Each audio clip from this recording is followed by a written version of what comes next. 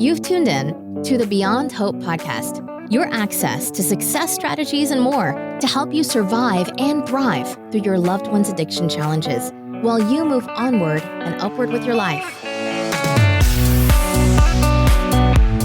Now, here's your host, Shar Jones.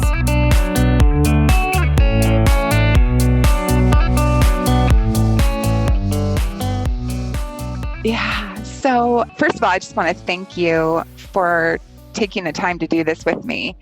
I just wanted to stop and thank you because I know how busy you are, and we've been talking about this for so long, and it was just like one of those things like, we have to do this like tomorrow.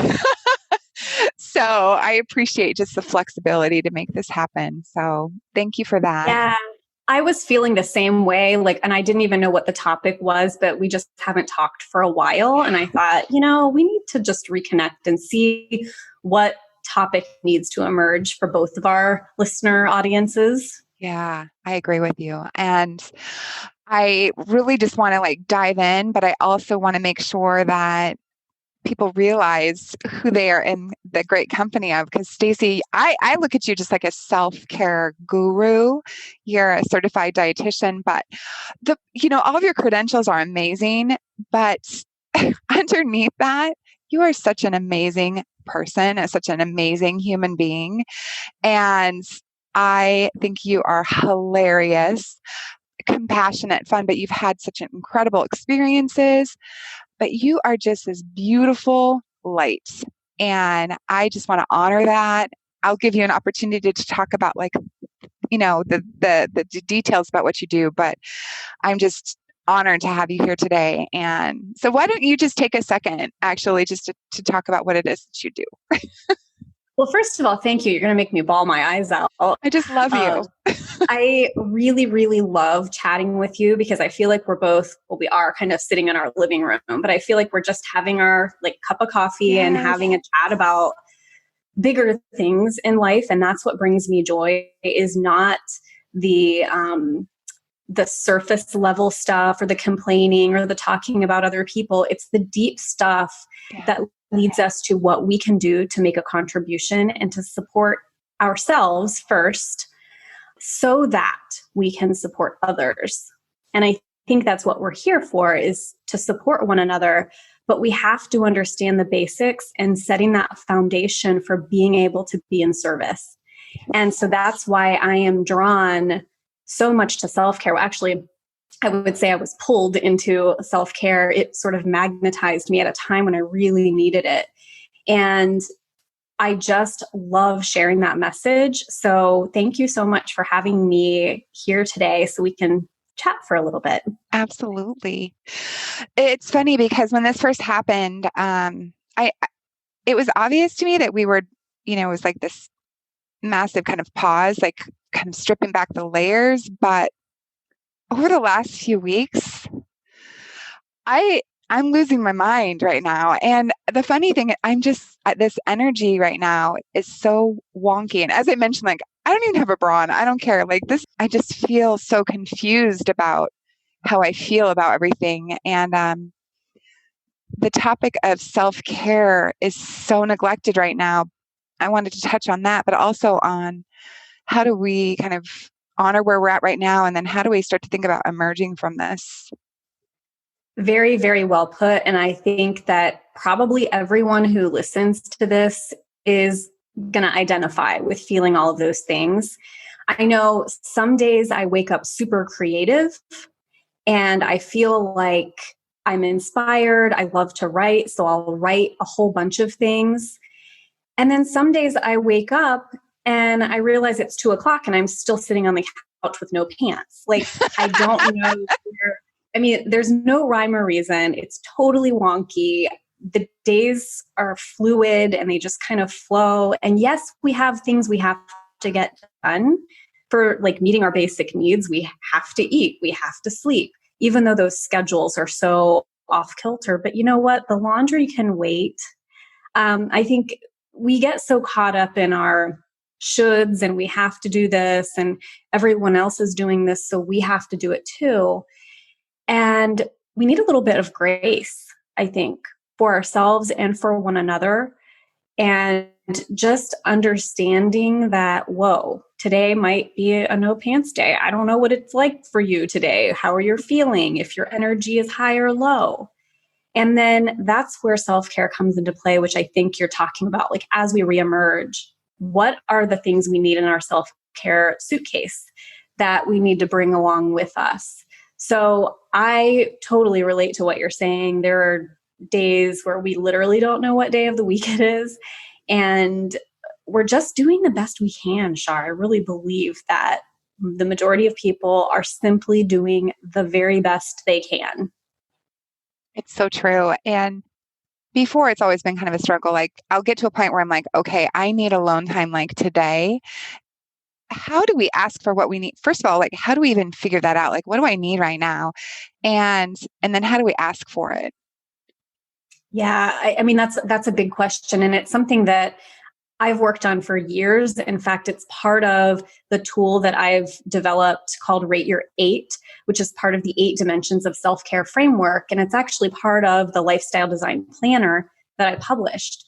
So it is part of my daily practice. It's part of my morning ritual where I check in with myself and get real honest about how well I'm supporting each area of my life. Mm-hmm. Now, it takes 20 seconds for me to say, okay, on a scale of 1 to 10, how well, Stacy, are you doing to support your emotive dimension of self-care? How well are you doing at supporting the systemic or your physical health?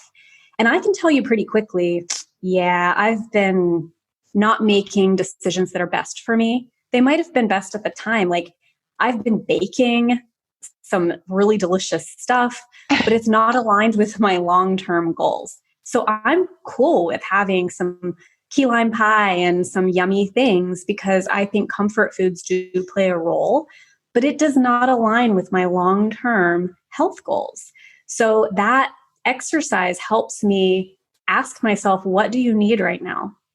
Well, right now I need a giant salad with fresh vegetables, So you can start to get to know yourself. And while every day might have its, some decisions are out of alignment with what you're trying to achieve, and that's totally okay. But it's over the long term that we have to really get honest with ourselves. Is that where we really want to go? So I think asking ourselves on a daily basis, Shar, is so critical. What do you need the most right now? And we have to prioritize. Now, when you talk about asking others for support, right, I think we also need to maybe even first ask them what they need, because I think that opens the door. What do you need right now? How can I support you right now? And 9 times out of 10, they'll ask you, thank you for asking me what I need and what can I do for you?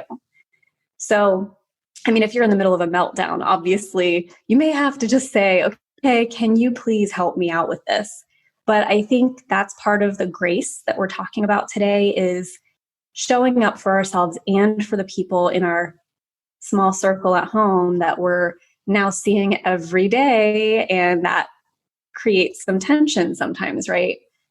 Yeah, I love that. And it's funny how you can feel so like we're confined to our home, so to speak. I mean, we're taking walks and things like that, and we're getting out, but the time that you spend by yourself so that you can kind of decompress or whatnot, we take that for granted. And I think just recognizing in that moment, okay, this is an act of self-care right now. And instead of just kind of, flying by it, it's like, okay, wait a minute. Yesterday, I went outside. I did some meditating. Stephanie, she was like, you need to get your feet on the ground. You need to feel your feet on the grass. You need to just, be with nature. And it was exactly what I needed. But rather than just going through the motions, I was like, okay, right now in this moment, this is what I'm giving to myself and this is what I needed. And just honoring that, I think that was really important for me. Absolutely. And even if it was 5 minutes, that change in your routine is memorable. I mean, that was an intentional choice you made to do that thing that you knew would be nurturing. And isn't that true for so many things that we do? I mean, I don't know about you, but I do not love going to the gym. I mean, it's been something that consistency has not really ever been there for me. And I do have a workout buddy that he does love it. He gets excited about going and he holds me accountable for going when the gym's open anyway. And however, when I get in there, it feels so damn good. Right. And when I leave there, I'm like, why do I not look forward to this? And I don't know if I'll ever answer the why, but all I know is the rewards for giving ourselves those nurturing things are just so rich. And it might in the moment feel more appealing to sit on the couch or to read a book or whatever. And sometimes we need those things, right? Not to negate the value of those things. But when we're doing that, instead of things that are leading us toward our goal, then we're kind of stealing from ourselves. And honestly, we're stealing from others because the health benefits we get from taking care of ourselves make us stronger, more resilient, more emotionally stable. We just have so much more to give when we're well rested, well nourished, and in a state of balance. While that is a very, controversial concept, I think, of balance. But I happen to believe our bodies, physical, emotional, and everything, tend toward wanting balance, right? They're constantly working to keep our blood pressure normal and our pH, acid-base balance. Like they're trying to come to center. We may never get there 100%, but I think we feel better when we're closer to that state of balance. And when we get there, we just have so much more to offer the world in terms of creativity and solving problems and being a good listener. Yeah. Isn't it interesting too? Just stripping down these layers right now, we've all been forced to really do that. I don't know. What are some of the lessons, I guess, for you that you've learned about yourself or about society over the last couple of months? Oh, gosh, that is such a good question. I think I'm going to probably be unraveling those for quite some time. Yeah. I do think what's interesting to me right now is that everyone copes differently. Mm-hmm. And I have to put a big filter on the things that I put in front of my eyeballs, whether it's news media or social media, because there's a lot of intense emotions. Yeah. And there's criticism, there's arguing, there's anger. While one person may use humor and try to make light of a situation, another person gets offended by that. And so then they're having their moment. And I think this is totally where grace comes in, because I know a lot of these people personally where I'm just like, whoa, where did that come from? And I'm realizing that we all have different ways that we're coping. And if you even look back through the social media phases that we've gone through, right? There's like panic and we've got to get prepared for this, and we don't know what's going on, and do we have enough peanut butter? And then there was like the funny memes, and we all were just like, okay, it was way too intense. I need to laugh. And then, then comes the news, and now it's the masks and the face coverings. And so we've gone through all these phases of truly asking ourselves, what do we need right now? What do we need to get through this time? We don't know if it's going to come back around. It very well may. But I think we're all finding out that we need a lot less, Shar, than what we thought we did in terms of stuff, in terms of even the thoughts we carry around with us and the beliefs we're carrying. We don't need quite so much stuff to find joy in our day-to-day life and to laugh and to love each other. I mean, I think that's what's interesting to me, is just that we've got all these different ways that we're doing the best we can. Yeah. I love the word grace when you brought that up. I actually looked it up on online for just the definition, and it was unmerited divine assistance given to humans for their regeneration or sanctification. That's one of the definitions. I think it does have a lot of like spiritual and religious origin or background. And in fact, one thing that I read said it is the opposite of karma. Karma being getting what you deserve, right? We think, well, that person got what they deserve because of something that they've done. Whereas grace is the opposite of that. It's getting what you don't deserve. And maybe that is just forgiveness, I think, is kind of a word I equate with it, even though Me too. most definitions don't put that in the mix. But I really think it's just saying, you know what? I didn't quite do that the way that I hoped. I mean, how many times have you had a conversation with someone and the words just did not come out the way you intended, hurt someone's feelings, your emotions got, and it's like, I didn't want it to come out that way. Right. And so not only in that situation, do I have to give myself grace, like to say, all right, Stacy, you kind of screwed up there a little, like that wasn't your best life performance. And then asking the other person, I'm really sorry that came out that way. Here's what I really intended to say. And I mean, we have to just do our best and understand there is not a such thing as perfection. And we are going to mess up a lot because we all are human and we're doing our best. We're going to say the wrong thing. We're going to, respond in a way that maybe isn't even in our character. But the grace piece is like giving someone the benefit of the doubt and saying, you know what, Shar, I get that maybe you had 2 hours of sleep last night. Maybe not even saying that out loud to you, but it's like, you just know, okay, that is not, I don't think that's really what she was intending to say. And I bet there's something else going on. How many times have you said that, right? When somebody has their crazy freak out moment and you're like, okay, there's something else going on there. Yeah, you do. You give them that grace. But it's so funny how with ourselves, we're so hard on ourselves.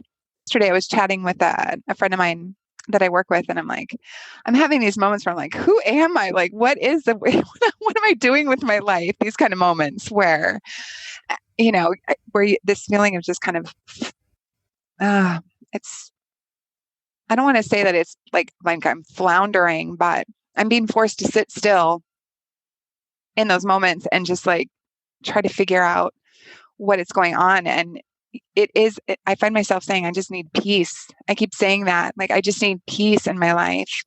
And I guess that starts within us. And then it manifests however it manifests, depending on if we're ignoring that need, what our heart needs.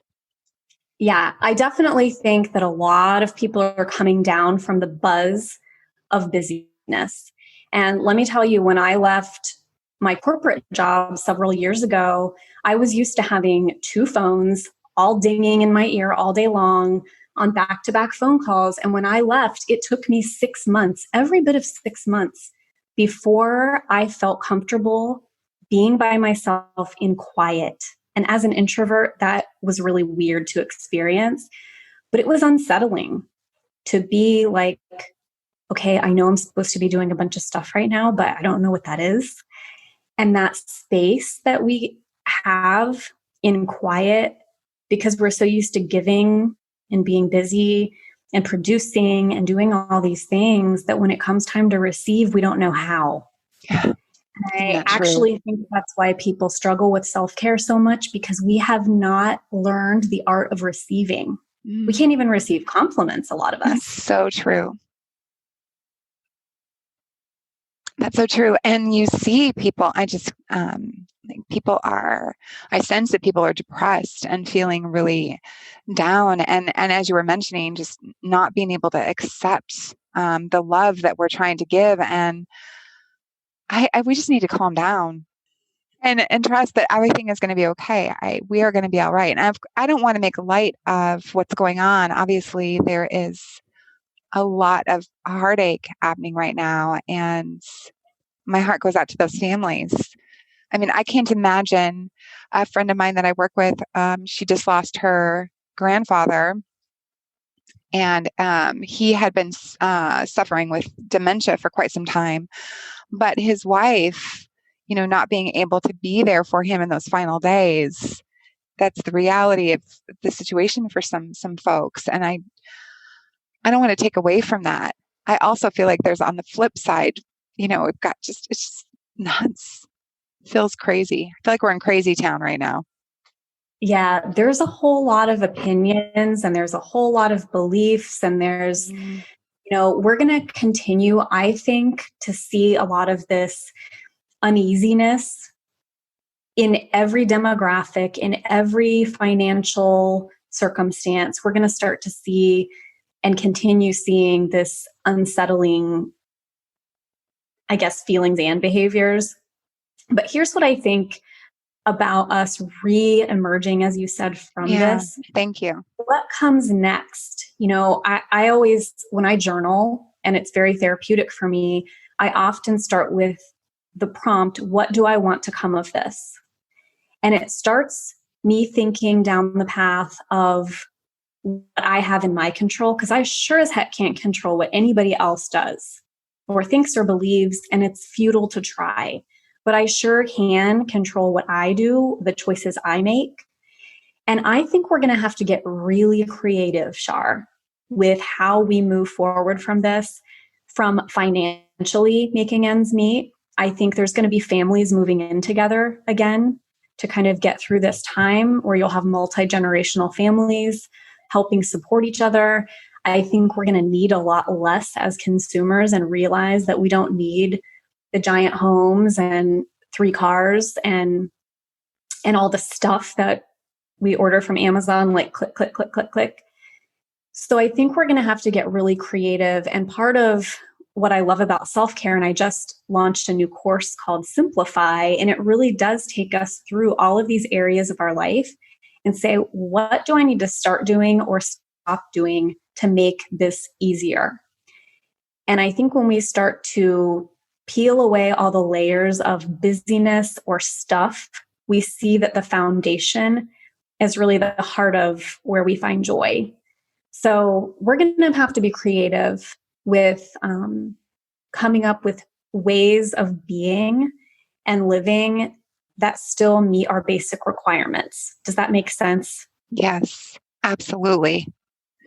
Yeah, I definitely feel like I want to strip down. I want to organize and get rid of things. And so every day I'm like, okay, to my husband, I'm like, okay, look around. We got to get rid of 10 things that we can give away or that we don't need anymore. And this need to simplify, I feel that right now for sure. I was listening to a podcast last night with Brene Brown. What is the name of it? She's incredible. It's called Unlocking Us. And it was Dr. Murthy that she was interviewing. It says, recognizing that our relationship with self drives all things.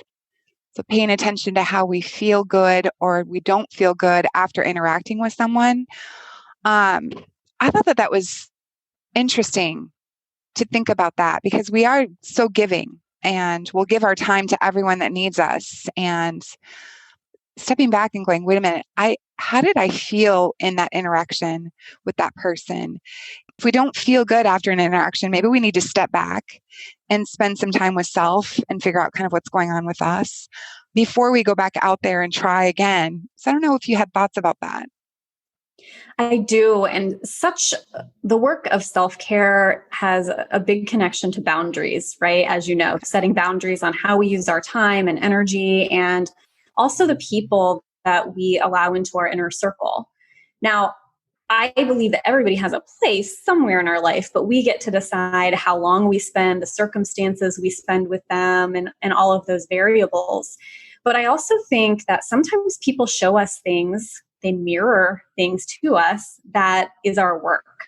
Right. So whenever I encounter a situation like that where somebody really pushes a button or I feel those things, I mean, my older tendency was to just be like, well, I'm not going to forget that. I don't want to be around this person anymore. And sometimes that is the reality.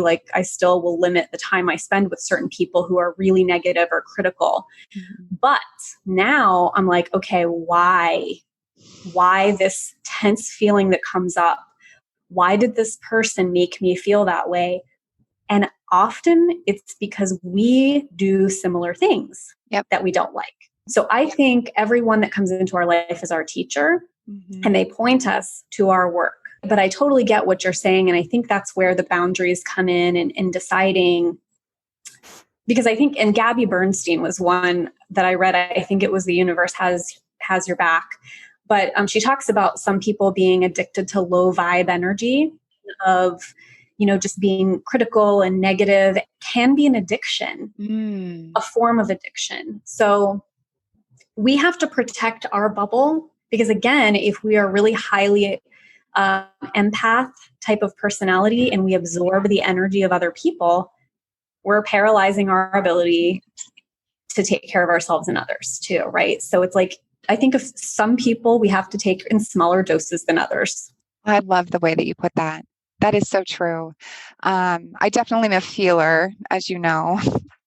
So I definitely absorb the energy that's around me. And I have been having to just say, hey, I need this, giving myself permission to step away and kind of assess what's going on with me. But it's just, this has been a really interesting time. And I want to bring it back to Grace and just think about, like, what does that mean to you personally, for yourself? And I guess some tips in relationship to self-care, like what can people do right now to take better care of themselves? Yeah. Well, I think I can only speak to what it's meant for me personally and how I've done things differently. I'm noticing that I'm choosing not to respond a lot more. I'm choosing to, where I might have, and I'm not an argumentative person generally in public, posts. I don't believe that we change other people's minds by telling them they're wrong. I mean, even the most passionate people who are activists, I cringe sometimes, because telling people that they're dumb or wrong is never going to change their mind. If anything, you're going to put up the resistance. But I do find that I just bypass, because I'm giving them grace, realizing that that might just be an outlet for them. Like, we're all looking for a release, whether it's exercise or, journaling. And some people have a release in a public way, and they're releasing their tension in a post that might be triggering for other people. And so I think for me is just allowing people to have their outlet without getting sucked into that, to me, is grace. I am allowing them to have that without feeling like I need to fix them or belittle them or criticize them for their way of seeing the world today. It may change tomorrow. And just being okay with that. Just literally just letting go of the need to write someone else's thinking or to change a reality. That to me has been just so calming to my soul, to just filter out. And if you're a person who struggles with being able to scroll past that comment, you might just need to limit how often you're actually looking at news and we hear this all the time, right? As a freelance writer, I've written a lot of articles on this for wellness companies and things like that. And I know that we hear it all the time, the digital detox and getting off of social media. I mean, I left Facebook for a year one time, and it was interesting, but I missed the connection ultimately and came back. But I do think if you are a person who just the emotions well up when you read something, you can unfollow, unfriend, choose your circle, and choose how often, maybe once a day, is really putting a bigger filter on what you're taking in. Because we have a limited capacity of our energy, both to receive and to give. So for me, that's grace. That's what grace looks like, is allowing other people to have their feelings and then giving myself more time before I respond in my personal relationships as well. Like, do I really want to respond when my emotions are high? Or do I need to sleep on this first? And I most of the time, it's always better to sleep on it and to give it some thought to see before you respond. I love that. And even just hearing you talk like that, it's calm. It has a calming effect on me. Self-care really does kind of increase our capacity to be there for other people. So I find that when I'm in a deficit, it's a sign that I'm not doing the things that I need to do day to day to really give myself what I need. And so if I'm feeling short and irritable, which I have been lately, like I said, like the last couple of weeks, especially, I just feel, um, just, just irritated for no reason. I'm like, what is wrong with me? And that's what it is. It's been funny. Like some days I'm literally just like rolling out of bed onto the floor. And I'm like, well, while I'm down here, I may as well stretch. I mean, that's been my self-care. Yeah. And then I kind of like crawl to my office, which, so I've started wearing my Fitbit. And so I'm consciously, making sure that I'm getting enough steps in.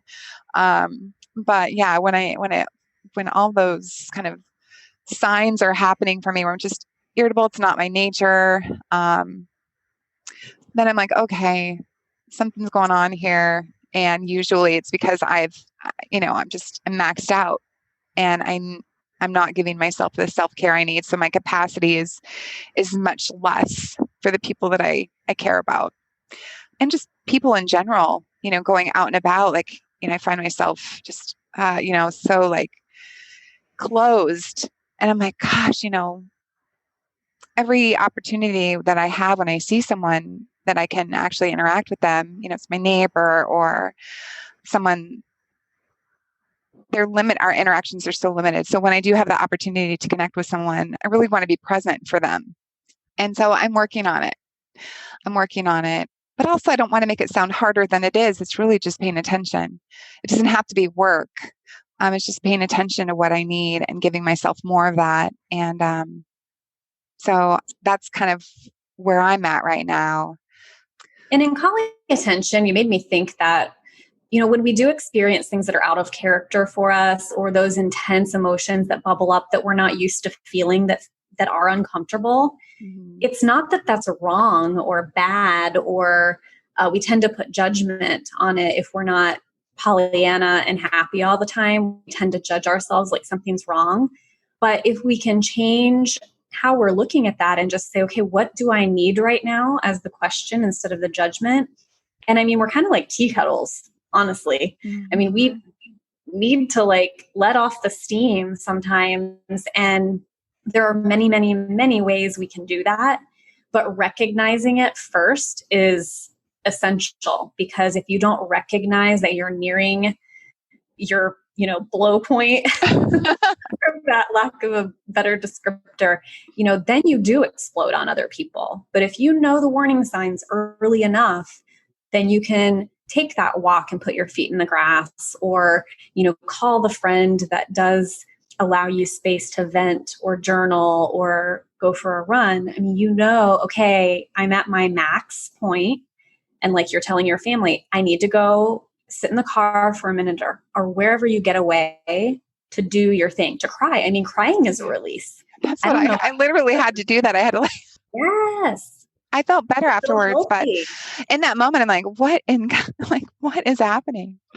Yes. So it's not like we have to allow it all. Like we started out today talking about how some days we're really productive and on task with the long-term vision we have for our lives. And some days we're like, nope, not going to do it. So we have to allow it all. We do. And I love this conversation, unscripted, which is my favorite, and just kind of moving through the topics as we felt that we needed to. And I want people to know how to find you. So if you wouldn't mind just sharing with folks where they can find you and how you can be of service to them. Yeah. So my company is called Living Up with 2 P's. And I offer online courses, all related to self-care. I do some personal coaching.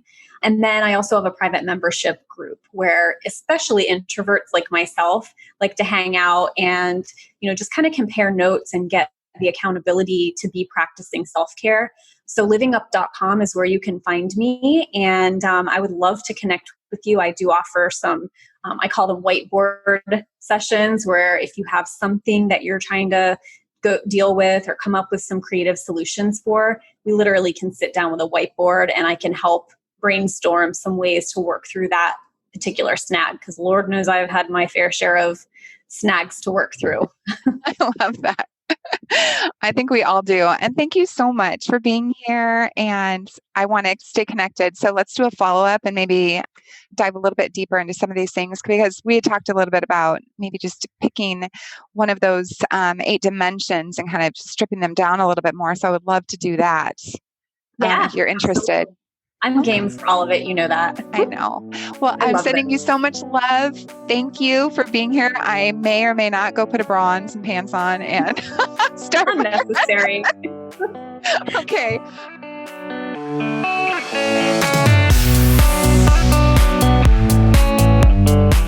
Hey, everyone. Thank you so much for tuning in and for helping me to connect with other moms of addicts or loved ones who are struggling with addiction in their lives.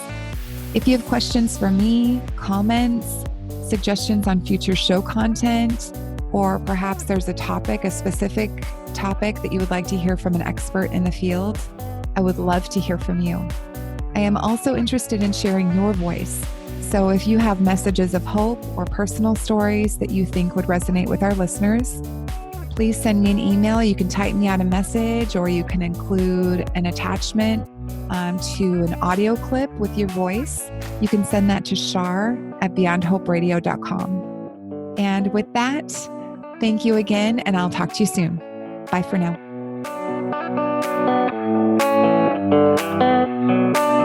Thanks for listening to Beyond Hope.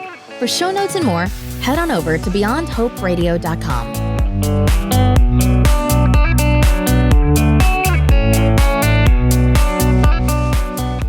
A huge thank you to recoveryinnovators.com and James Healy. Thank you so much for putting up with me and for helping me to produce and launch the show. I couldn't have done it without you. You are so awesome. And to anybody else who has been considering working with James, highly recommend him. Please go over to his website and check it out, recoveryinnovators.com.